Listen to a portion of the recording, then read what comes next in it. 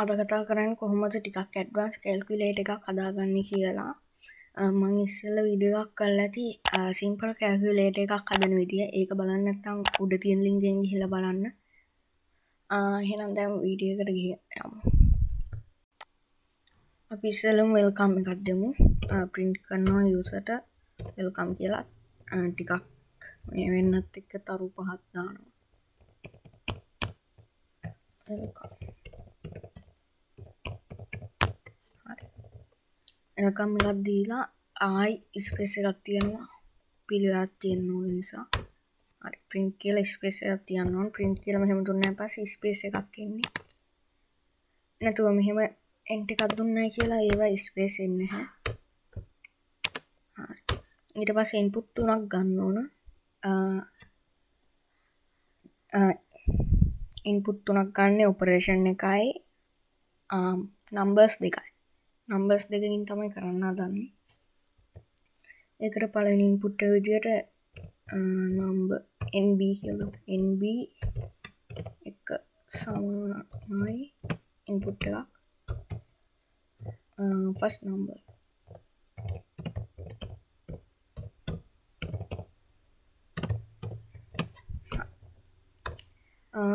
දෙවන input එක විදියට nb 0.2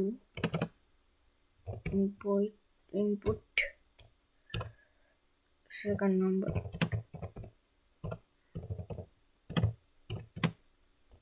හරි තුන්වෙනි input එක විදියට operation එකට op සමානයි input operation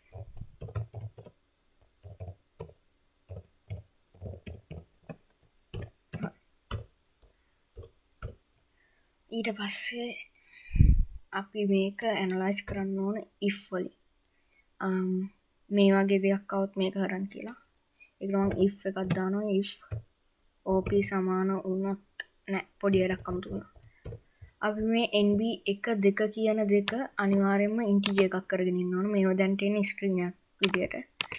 අපි මේක ස්ට්‍රින්ග් එකක්ද ඉන්ටිජර් එකක්ද කියලා බලන්න print type නම් 1 එකේ බලමු. ඒ දෙකම එකයි. nb 1 මේක දැන් print කරලා බලමු. run කරලා බලමු. first number එක විදියට 68 දෙන්න. second number එක 75. operation එක මොකොත් නෑ. class එක string එකක් එකතු කරාම පොඩි අවුලක් එනවා. string දෙකක් එකතු කරලා බලමුකෝ. මේකත් තියලා string එකක් විදියට තියනවා කියලා පෙන්නන්න. print කරනවා nb එක දාන nb 2 හරි දැන් බලමු 75 ඔපරේෂන් යන්නේ එතකොට එන්නේ 68 75 කියලා මේ දෙක එකට එකතු වෙන්නේ පේලියෙන් පේලිය එකතු වෙනවා විතරයි ඒකට හේතුව මේ string එක ඉන්ටිජර් එකක් කරගන්න ඕන ඒකට අපි කරනවා එකෙන් කරමු මේක දැන්ට තියනවා වෙන වේරියබල් එකක් හදාගන්නවා nb 3 කියලා nb 3 සමාන වෙනවා nb එකේ ඉන්ටිජර් මෙහෙම දානවා int කියලා දානවා ඉන්ටිජර් එකක් කරන්න int කියන මේක තමයි පාවිච්චි කරන්නේ nb 1 මේකෙන් කියන්නේ මේක string යන්නේ මේකෙන් ඉන්ටිජර් එකක් කරනවා මේකෙන් එතකොට nb 1 ඉන්ටිජර් එකක් කරලා සමාන කරන්න nb 3ට අන්න ඒක තමයි මෙතනදී ඊට පස්සේ i print කරමු nb 3 type nb 3 හරි first number එක 68 75 operation යන්න දැන් class එක integer එක හරි මේක දැන් එකතු කරාම ගානට එකතු වෙනවා print කරනවා ඒ දැන්ට බෑ අපි මේ දෙකම ඉන්ටිජර් එකක් කරලා තමයි කරනවා nb 4 කියලා වේරියබල් එක හදලා ඒක සමාන කරනවා NB දෙකේ ඉන්ටිජර් එකට. හරි. දැන් එකතු කරලා බලමු.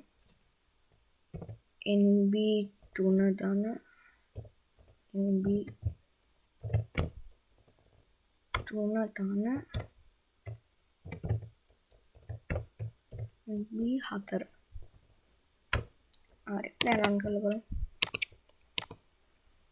close number 68 75. දැන් මේක ගානට වෙනවා 143යි. හරි. එතකොට මේ දෙක අයින් කරගමු. මේකත් අයින් කරමු. හරි. මුල් ටික හරි. මේ ටික තමයි මුල්ම ටික වෙන්න ඕන. ඒ ටික හරි එහෙනම් ඊට පස්සේ අපි ඇනලයිස් කරගන්න ඕනේ if වලින්. if NB 3 දැන් බලන්න. නෑ NB නේ ඔපරේෂන් එකනේ. ඔපරේෂන් එකේ විදියට ගුණ කරනවද බෙදනවද එකතු කරනවද කියලා. OP if OP සමාන වුණොත් එකතු කරන එකට වෙන්න ඕන ටික. මම මේකටත් වෙරියබල් එකක් හදා ගන්නවා x කියලා. නෑ n කියලා දානවා. n සමානයි NB 3 ධන NB 4. හරි. ඊට පස්සේ print කරන්න ඕන n. if OP සමාන වුණොත් මේ දෙවෙනි එක. if නෙමෙයි මේකට පාවිච්චි කරන්නේ elif. මේක දෙවෙනි එක නිසා if පළවෙනි එකට පාවිච්චි කරනවා elif දෙවෙනි එකට පාවිච්චි කරනවා. ඊට පස්සේ අනිත් සෙට්ටම elif අන්තිම එකට else. ඒක මම ඉස්සෙල්ලා වීඩියෝ එකකදී කියලා තියෙනවා. සමාන වුණොත් මේකට p කියලා p සමානයි NB 3 අඩු කිරීම NB 4. ඊට පස්සේ print කරන්න ඕන p. ඊට පස්සේ ආයේ if එකක් දාලා OP සමාන වුණොත් ගුණ කරන එකට දාන්න ඕන. මෙතන ගුණ කිරීමේ ලකුණ වෙනස් කරනවා. නෑ මෙහෙම තියෙනවා. ගුණ කිරීම මේකනේ. නැත්තම් x වගේනේ ගුණ කිරීම තියෙන්නේ. හරි. p ඒකට දාමු x කියලා. x සමානයි NB 3 ධන NB 4. ඊට පස්සේ print කරනවා x.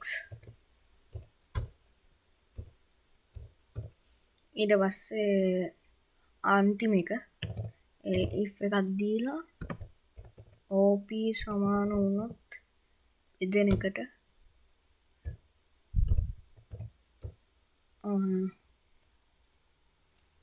print j කියලා j සමානයි n 3 ධන NB 4. එතකොට print කරන්න ඕන j. හරි. මූලික ටික ඉවරයි. ඊට පස්සේ අන්තිමට else වලින් දානවා මේ එක මේ ධනවත් ඍණවත් ගුණ කිරීමවත් බෙදීමවත් නැතුව වෙන මොකක් හරි අකුරක් හරි මොකක් හරි දැම්මෙන් පස්සේ error එකක් දාන්න ඕන. ඔයා දුන්න ඔපරේෂන් එක වැරදි කියලා. print operation error.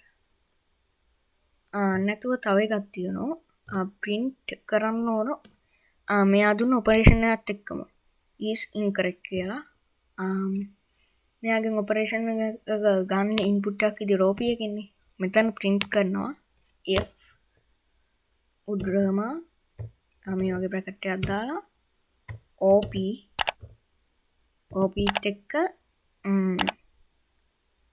නෑ OP වල උඩින් මේ එකක් දානවා මේ වගේ is incorrect.